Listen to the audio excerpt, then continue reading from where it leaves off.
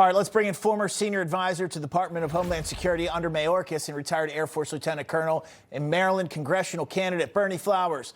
Also here, retired Navy SEAL and Chief Talent Officer at Overwatch Mission Critical, Mike Sorelli. Pleasure to have you both. Mike, I'm going to start with you. I was trying to think. I'll let you take the first stab at this. Nicolas Maduro, what could he possibly want to talk with about President Trump? He's in fear, as he should be. I think Trump has played this beautifully, especially deploying the USS Gerald Ford, which is the largest aircraft in the world. He is applying military pressure, not war prep, to put, to basically set the conditions for these talks. But Trump has done this, and especially designating the Cartel de los Soles as a FTO gives him more authorities.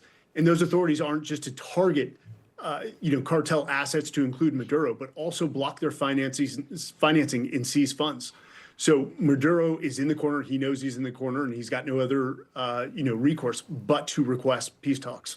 Bernie, do you feel that the Trump administration has not given enough information, as a lot of people are saying? Do you think they should be releasing names and backgrounds of some of the terrorists, alleged terrorists they've taken out? First, thank you guys for having me. I believe that the president's doing what he needs to do.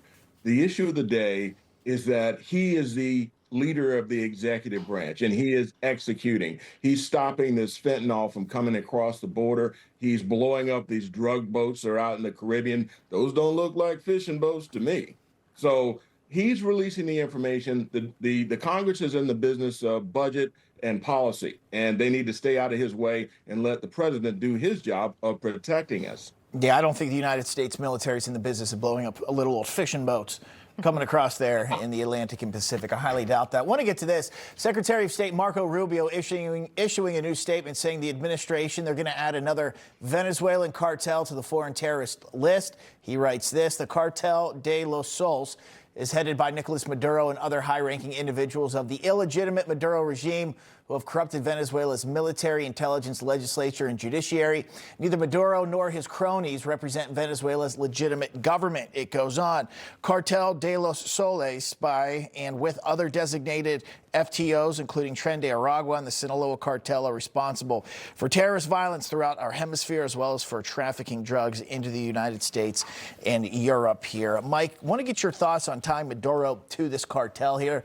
Our government says he is the leader. What kind of, maybe negotiations could happen, and what could the results be with Trump and Maduro? Well, we've long known that Maduro has been a part of this cartel. He's been the lead of it. I think the Trump administration is doing a great job in cleaning up our hemisphere, and that's what it's about. Guys, the human trafficking, the illegal immigration, the narco-terrorism is all tied to one thing: foreign influence. You have a narco state in Venezuela backed by Beijing and Moscow.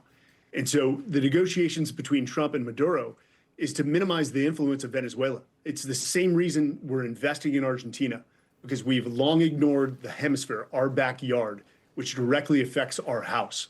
So, if he can curb Maduro, minimize his influence in South America, Latin America, then we can start to regain the relationships necessary within our own hemisphere, our own house. All right, we will be watching, of course. Bernie and Mike, thank you so much for joining us.